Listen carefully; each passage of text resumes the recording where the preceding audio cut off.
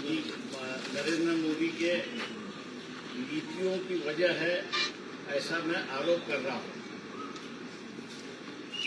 Italy में जो गए थे उसकी वजह ये है कि इटली में जो संगठन है उन दो संगठनों का नाम है बॉयकॉट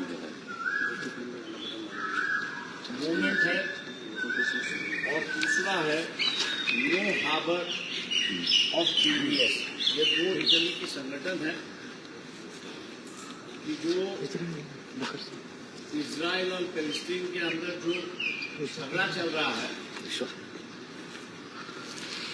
इटली से कोई सामान वहां पर ना जाए, इसका देखरेख का काम करते हैं। वहां पर करीब जेएनपीटी से मीटिंग हुई और एक चेन्नई पोर्ट से मीटिंग हुई। ऐसे 4 जहाजें हैं कि जिनको इटली में रोका है। इनके पास करीब 800 टन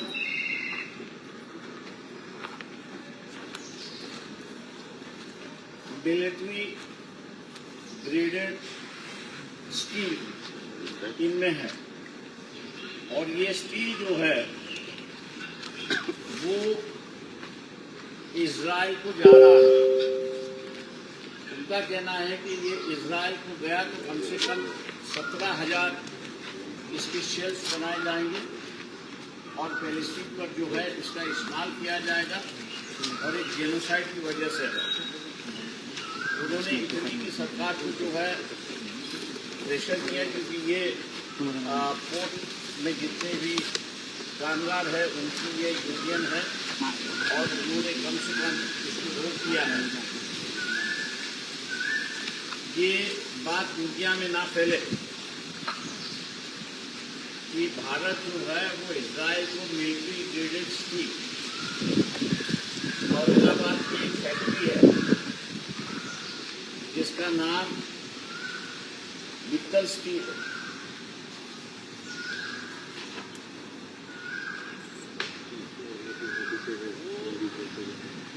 मित्तल स्टील्स करके है, वो कंपनी ने जो है इजराइल को माध्यम से भेजा, ऐसी एक परिस्थिति है। दूसरा जो है ये बात अगर बाहर आ जाती है तो एक तरफ से रशिया और चाइना जो ईरान के साथ में है और कच्चा तेल वहां से आ रहा है। दूसरी तरफ ईरान को ये जैसे ये पता चला भारत जो है वो इजराइल को मिलिट्री ग्रेडेड स्टील प्रोवाइड कर रहा है तो उन्होंने भी तेल और गैस भेजना उन्होंने कम कर दिया। ऐसी एक परिस्थिति है। इसलिए आज की जो गैस की समस्या है, तेल की जो समस्या है, ये मोदी जी के इस 3 फाइल में नाम आने की वजह से आज हर कोई देश उन पर दबाव डाल रहा है। ऐसी एक परिस्थिति है। दूसरी एक वजह है इसमें कि इटली की एक फैक्ट्री है मेथी करके जो केमिकल बनाती है। उस केमिकल का नाम है PFAS और ये chemical substance forever chemical किया जाता है क्योंकि इसको डिस्ट्रॉय ही नहीं किया जाता। इटली की गवर्नमेंट ने इनको बैन कर दिया क्योंकि इनके जो वर्कर है, इनके वर्कर के अंदर कम से कम 91,000 मिलीग्राम ये सब्सटेंस पाया गया है।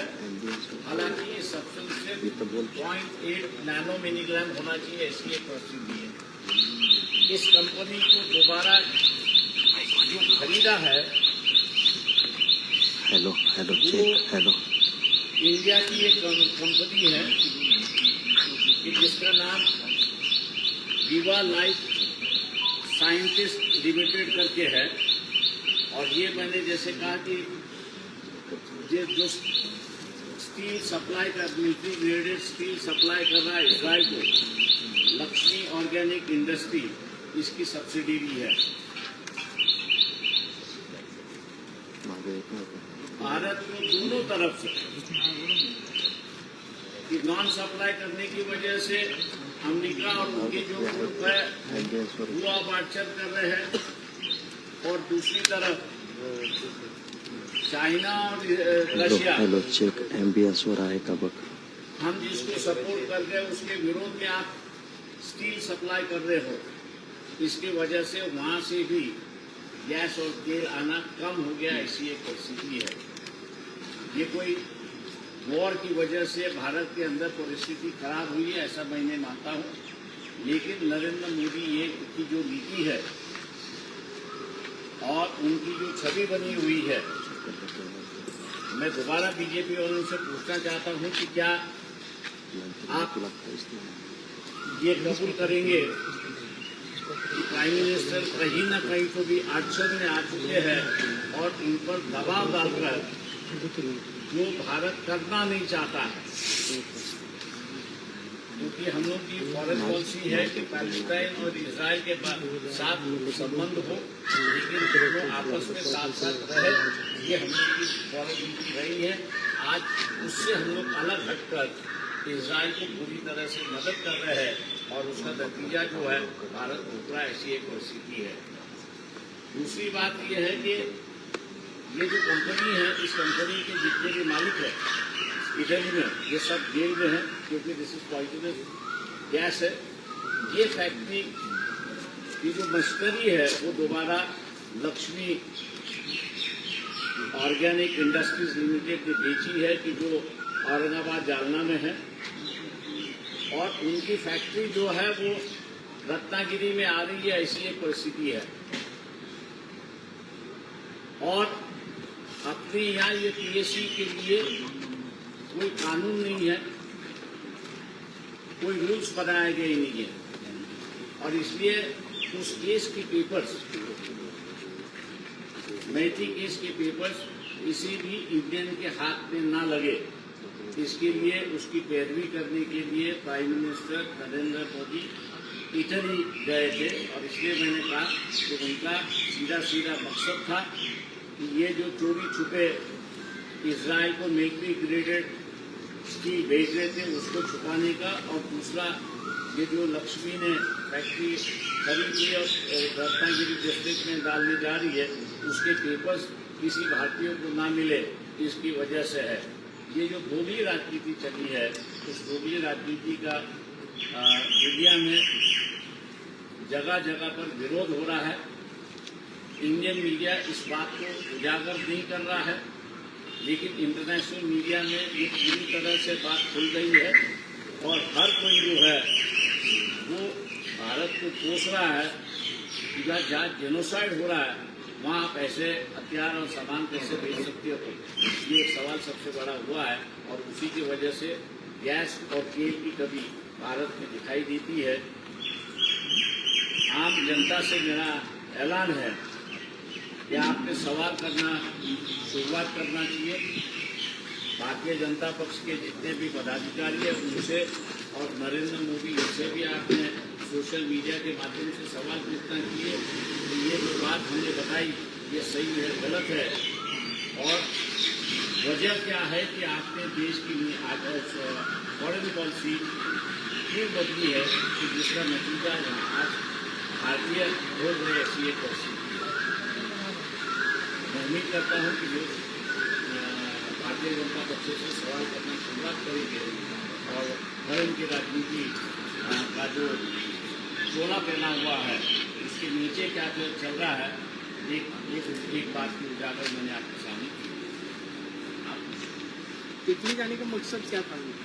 मैंने जैसे कहा कि इटली जाने का उनका मकसद था कि 4 शिप्स जो भारत से मेडिटेरियन से हायर किए थे वो इटली की गवर्नमेंट ने पकड़े हुए हैं, और इटली की गवर्नमेंट का सीधा सीधा पॉलिसी है कि हमारे यहाँ से कोई भी माल इजराइल को जाएगा नहीं, क्योंकि वो जेनोसाइड कर रहे हैं, और इसलिए उन्होंने माल रोका है।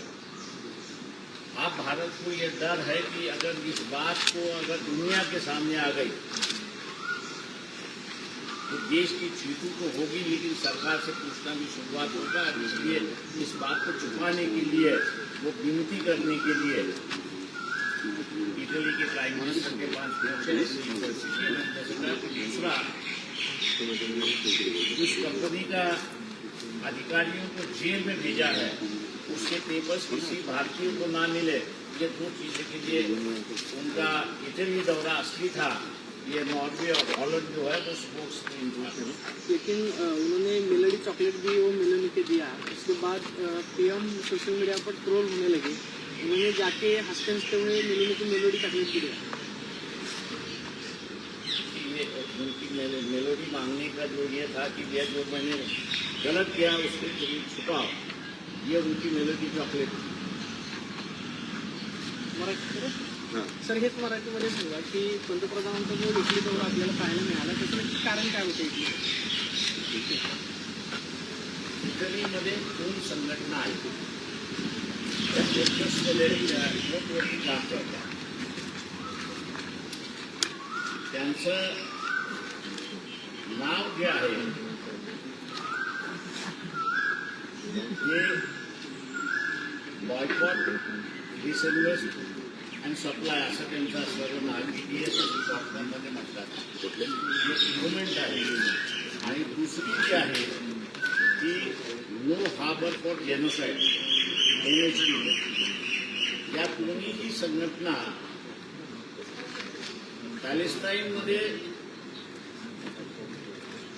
हल्ले चाललेले आहेत ते इस्रायलकडून चाललेले आहेत आणि म्हणून इस्रायलला कुठलाही हत्या किंवा मिलिटरी ग्रेडेड मटेरियल हे जाऊ नये याचं असणारं ते त्या ठिकाणी लक्ष देतात. या 2 संघटनेच्या लक्षात आलंय की भारत प्रचंड मोठ्या प्रमाणात इस्रायलला मिलिटरी ग्रेडेड स्टील हे सप्लाय करत आहे.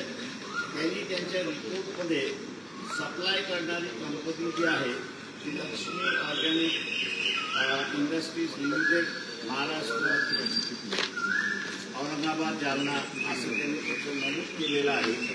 या कंपनीच्या माध्यमातून 4 शिपमेंट्स केलेले आहेत, ज्या इटलीमध्ये पकडण्यात आलेल्या आहेत आणि इटलीचे गव्हर्नमेंट हे सोडत नाही अशी असणारी परिस्थिती आहे. आंतरराष्ट्रीय दृष्टीने हे भारताला अत्यंत घातक आहे. पंतप्रधानांनी चुकीचं केलेलं आहे की लपवण्यासाठी त्यांनी एक स्पोर्ट्स स्टील तयार केला की मी हॉलंडला चालू आहे, नॉर्वेला चालू आहे आणि येता येता मी इटलीला जाणार असं त्यांनी जो स्पोर्ट्स स्टील केला त्याचा खरा अर्थ त्यांना इटलीला जायचं होतं. 2 मुद्दे होते. एक असं म्हणाले की ह्या ज्या बोटी पकडण्यात आलेल्या आहेत या बोटी सोडवण्यात याची त्यांची असणारी मागणी आहे. आणि दुसरं जे आहे ते याच लक्ष्मीच्या एका सबसिडरी कंपनीने फॉर एव्हर केमिकल नावाचं असणारं केमिकल तयार केलं. त्याची फॅक्टरी त्यांनी इटलीमध्ये उभी केली आणि ही उभी केल्यानंतर इटलीमध्ये त्या सगळ्या मालकांना असणारं जेल झालेली आहे. हीच फॅक्टरी लक्ष्मी इंडस्ट्रीजने विकत घेऊन रत्नागिरीमध्ये उभं करण्यात अशी परिस्थिती आहे. त्याचे कोर्टाचे केस पेपर्स मिळू नये ही विनंती असताना आपले प्राईम मिनिस्टर इटलीच्या प्राईम मिनिस्टरला करत होते अशी असणारी परिस्थिती आहे. त्याच्यामुळे एका दृष्टीने असणारं ज्याला म्हणता येईल की भीक मागू कार्यक्रम असा असताना पंतप्रधानांचा हा दौरा होता की ज्या बोटी आहेत त्याची तुम्ही माहिती रिलीज करू नका आणि दुसरं ही जी फॅक्टरी विकत घेतलेली आहे याचं ज्या इटलीच्या कोर्टामध्ये केस चालली आणि त्यांना असणारं जन्मठेप झालेला आहे त्यांची कुठलेही पेपर्स मिळू नये अशी असणारी परिस्थिती आहे. हा दौरा भारताच्या हिताचा आहे असं मी त्या ठिकाणी मानत नाही. परंतु जगामध्ये या 2 ऑर्गनायझेशन ही बातमी पसरलेली आहे. फक्त भारतातल्या वर्तमानपत्रामध्ये ह्या बातम्या आलेल्या नाही. दुःखाने आणि खेदाने त्या ठिकाणी म्हणावं लागतंय. इंटरनॅशनल सगळ्या याच्यावरती आहे भारताला आता असणारं जे क्रूड ऑइल यायला पाहिजे होतं त्याच्याच बरोबर असणारं LNG यायला पाहिजे होती. वॉर चालू असताना व्यवस्थित येत होतं, पण वॉर संपता तुटवडा आपल्याला असताना भारतामध्ये दिसायला लागलाय. याचं कारण की नरेंद्र मोदीच त्याला जबाबदार आहेत हे आपण लक्षात घ्या. इस्टील फाईलमध्ये नाव आल्यानंतर ते विचित्र वागायला लागले तशी परिस्थिती आहे. मिलिटरी ग्रेडेड मटेरियल भारताकडून इस्रायलला पोहोचवणं हे अमेरिकेला चांगलं वाटलं असेल, पण जिथून आपल्याला गॅस येतो आणि जिथून आपल्याला तेल येतो त्या देशांकडून असणारा नाराजी व्यक्त झाली आणि ती नाराजी आपल्याला दिसते की त्यांनी जहाजं भरलेली आहेत पण सोडलेली नाही तशी असणारी परिस्थिती आहे. फर्टिलायझर सुद्धा भरलेलं आहे, सल्फर सुद्धा भरलेलं आहे, पण ते जहाजं सोडत नाही अशी असणारी परिस्थिती आहे. इथल्या सरकारला माहिती आहे की भारतीय जनता ही पॅलेस्टाईन आणि इराण बरोबर आहे, सरकार फक्त असणारं इस्रायल बरोबर आहे अशी असणारी परिस्थिती आहे. त्याच्यामुळे असणाऱ्या लोकांनी भारतीय जनता पक्षाच्या कार्यकर्त्याला, नेत्याला, आमदाराला, मंत्र्याला विचारायला सुरुवात केली होती की बा आपण दोन्हीही देश सामंजस्याने राहिलं पाहिजे. जी भूमिका आपण घेतली होती, आपण पॅलेस्टाईनच्या बाजूने उभं राहिलो होतो. अचानकपणे असणारं परदेशी धोरण बदलून आपण पूर्णपणे इस्रायलच्या बाजूने झुकलेलो आहोत. हे का झुकलो याचा असणारा खुलासा हा मागितला पाहिजे. धार्मिक दृष्टिकोनातून असणारा भारतीय जनता पक्ष सगळा प्रचार करत असतो, तो बाजूला ठेवून आपण असणारा हा धरण्या मागण्याचा प्रश्न जो आलेला आहे तो मला वाटतं महत्वाचा आहे. कारण रशिया सुद्धा असेल आपल्याला असणारा मदत करायला तयार नाही आहे. चीन याचं सुद्धा असणारा प्रेशर टाकायला भारतावर सुरुवात करायला लागलेली आहे. किंवा चारही बाजूने आपण असणारा घेरला जातो अशी परिस्थिती आहे. तेव्हा हे धोरण का बदललं आणि चोरी छुटे तुम्ही असणारा इस्रायलला मिलिटरी ग्रेडेड स्टील का प्रोव्हाइड करता हा विचारलं पाहिजे असं माझं सर्व भारतीयांना आव्हान आहे. राजकीय पक्ष इथे असणारे सुद्धा विचारतील असं मी अपेक्षा त्या ठिकाणी करतो. दुर्दैवाने आणि खेदाने मला म्हणावं लागतं जे काम इथल्या विरोधी पक्ष नेत्याचं असलं पाहिजे ते दुर्दैवाने विरोधी पक्ष नेता हा ते करतच नाही आहे. इटलीच्या वर्तमानपत्रामध्ये आलेला आहे. म्हणजे विरोधी पक्षाच्या नेत्याच्या आजी आज्याच्या घरातून असणारं सगळं माहिती आलेली आहे आणि जगाला पुरवल्या जातं किंवा निश्चितपणे नातवाला सुद्धा पुरवल्या गेली असेल, पण नातवाने असणारं ते काही उचललं नाही अशी असणारी परिस्थिती आहे. आणि म्हणून आज आमच्यासारख्यानं असणाऱ्या रिजनल पार्टीजला नॅशनल इश्यूज उभे करून डिबेट सुरुवात करावा लागतो जी आता आमच्याकडे आलेली पाहिजे असली पाहिजे. तुम्ही असं म्हटलं की दीप नोंदणी कार्यक्रम सुरू झालेला आहे. मोदींचा हा दौरा जो होता त्यावरती शरद पवार असं म्हणाले की जगभरामध्ये भारताची प्रतिमा जी आहे ती जपण्याचं काम देशाबाहेर मोदी करतायत. त्याच्यावरती मला कॉमेंट्स करायचे नाही. त्याचा एकदा कधीतरी बोलत की बोलता भेटत होत सातत्याने असं का होतंय त्यांचं वेगळी प्रेस घेतो.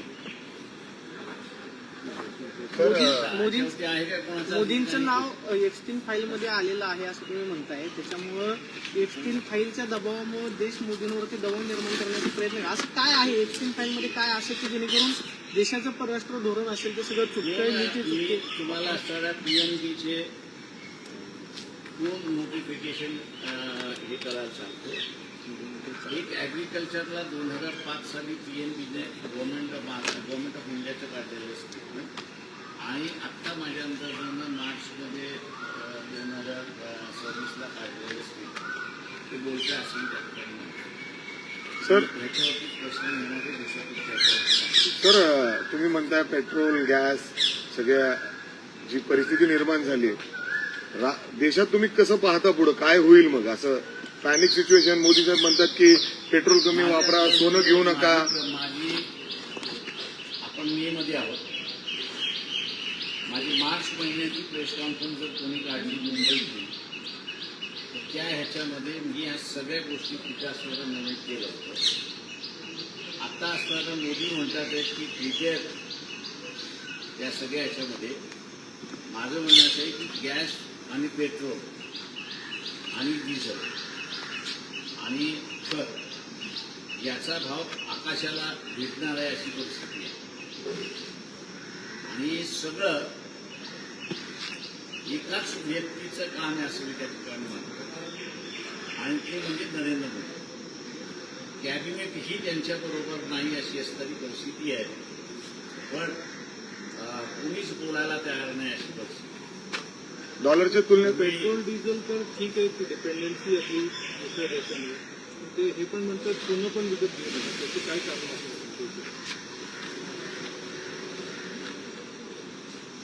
मोदींच्या भाषेत बोलायचं झालं, चिदंबरमनी ज्यावेळेस लोकांना सजेशन केलं होतं त्यांनी की बा सोनं विकत घेऊ नका, त्यावेळेस मोदींचंच भाषण होतं. महिलांना उद्देशून होतं की काँग्रेस पक्ष तुमचं मंगलसूत्र सुद्धा चोरून घेत आहे. जेव्हा मोदींना त्याच भाषणाची आठवण करून घेतोय की तुम्ही लोकांना म्हणताय की सोनं खरेदी नका, याचा अर्थ तुम्ही असताना महिलांना असं म्हणताय की लग्नामध्ये मंगलसूत्र घालू नका, हाच त्याचा अर्थ होतो. सर डॉलरच्या तुलनेत रुपया पडत चाललेला आहे. ग्रामीण भागामध्ये अनेक पेट्रोल पंपावर पेट्रोल डिझेल देताना टंचाई आहे, गर्दी आहे, लोकांमध्ये संभ्रम आहे. नक्की वाशिम जिल्ह्यातलं मी सांगतो की तिथे 42 पंप आहेत. 42 पंपापैकी 3च पंप आहेत की ज्याच्यावरती पेट्रोल मिळतं. याच्यावरती किती दिवस पुरेल मग आता? किती दिवसांचा साधा शिल्लक आहे असं वाटतं की जेणेकरून त्याच्यानंतर परत जर कदाचित तिकडून क्रूड ऑइल आलं नाही तर या सगळ्या गोष्टी बंद असं आहे की क्रूड ऑइल पाठवायला सगळेच तयार. भारताला क्रूड ऑइल प्रोव्हाइड करायला सौदीही तयार आहे, युएई तयार आहे, इराणही तयार आहे, इराकही तयार आहे आणि रशियाही तयार आहे. त्या नाही असं नाही, परंतु आडलंय मोदी आडलेलं आहे. जे न्यूट्रल आपलं धोरण होतं ते न्यूट्रल धोरण संपवून त्यांनी असणारा प्रो इस्रायल हे जे धोरण घेतलेलं आहे, या प्रो इस्रायलमुळे शिप्स आपल्याकडच्या गेलेल्या तेलाने भरलेल्या आहेत, गॅसचे सुद्धा भरलेले आहेत, फर्टिलायझरचे सुद्धा भरलेले आहेत, सल्फर लागतं आपल्या इथं तेही भरलेले आहेत. एवढंच आहे की त्यांनी बोर्डवरती ठरलेलं आहे. या सगळ्या गोष्टींना जबाबदार याला जबाबदार नरेंद्र मोदी. यातनं तिढा सोडवायचं कसं? मोदींनी भूमिका बदलली तरच हे होऊ शकतं. यांनी किंवा लोकांनी असताना मोदीला विचारलं पाहिजे की देशाच्या हिताचं धोरण जे होतं ते तुम्ही बदललं का?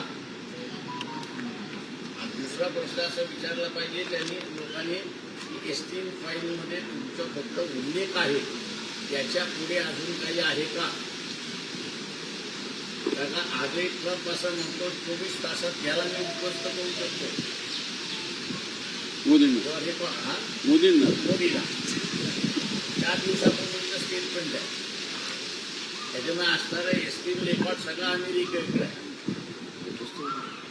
लोकांनी विचारायला सुरुवात केली पाहिजे की खरंच तुमच्यावरती दबाव येतोय का? दबाव येत असेल तर देशाला महत्व द्यायचं की मोदीला महत्व द्यायचं हे लोकांनी ठरवलं पाहिजे. नाही मात्र आता मग भाजपचे नेते मोदींच्या आव्हानाला प्रतिसाद देत आहेत. मोठे मोठे खोटे कोणी ट्रेननं प्रवास करतोय, कोणी चालत म्हणतो, बुलेटवर जाते, कोणी टू व्हीलरवर. पाठीमागे 100 गाड्या असतात. तरी काय म्हणजे तुमच्या बोलण्यात असं जाऊन दे की एकट्या मोदींमुळे देशाची आज ही अवस्था झाली, तर तुम्ही संघाला सूचित करणार का बाबा हे बदला, नाही तर देश खड्ड्यात जाईल? कुणाला खड्ड्यात जायचं असेल तर जाईल. वॉर्निंग करायचं तसं आहे. मी वॉर्निंग मार्च महिन्यामध्ये केलं होतं. बँकेचा प्रॉब्लेम येईल, फर्टिलायझरचा प्रॉब्लेम येईल, गॅस आणि याचं येईल, डिझेल पेट्रोलचा प्रॉब्लेम होईल, लेआउट व्हायला सुरुवात होतील आणि अनेक फॅक्टरीज बंद होतील अशी असणारी परिस्थिती आहे.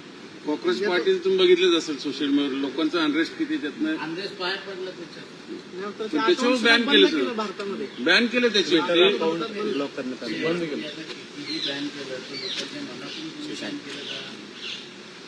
वार्तापत्र तुम्ही बॅन करा आणि लोकांच्या मनामध्ये जे आहे नाही, मात्र देशाच्या सर्व न्यायाधीशांनी तरुणांबद्दल असं होतं. असे जेव्हा प्रॉब्लेम होतात त्यावेळेस प्राईम मिनिस्टर आपल्या दुसऱ्या देशाचे दौरे करतात. आणि नागालँड बघा तुम्ही, त्यावेळेस पण ते बाहेरच होते. आता हे सीबीआयच्या वक्तव्यानंतर सुद्धा ते बाहेरच आहेत. तर काय असं असं CBI सरळ सरळ बाहेर दिसते.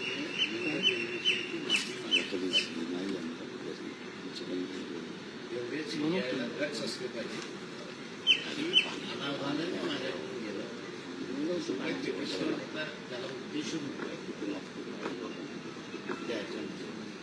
पिटिशन बरोबर नव्हतं ही कबूल बरोबर, पण जनरलाइज जे झालं त्याच्याबद्दल असताना त्यांनी माफी सरळ सरळ मागितली पाहिजे. त्याच्यामध्ये त्यांचं काही गौरव नाही, उलट त्यांच्याबद्दलची इज्जत ही वाढेल. त्याच्यावर खुलासा तर कधीपासून नीटची बघितलं असेल पेपर फुटेज, अख्ख्या देशातले सगळे युवक डॉक्टर होऊ पाहतात. त्याच्यावर संपलं.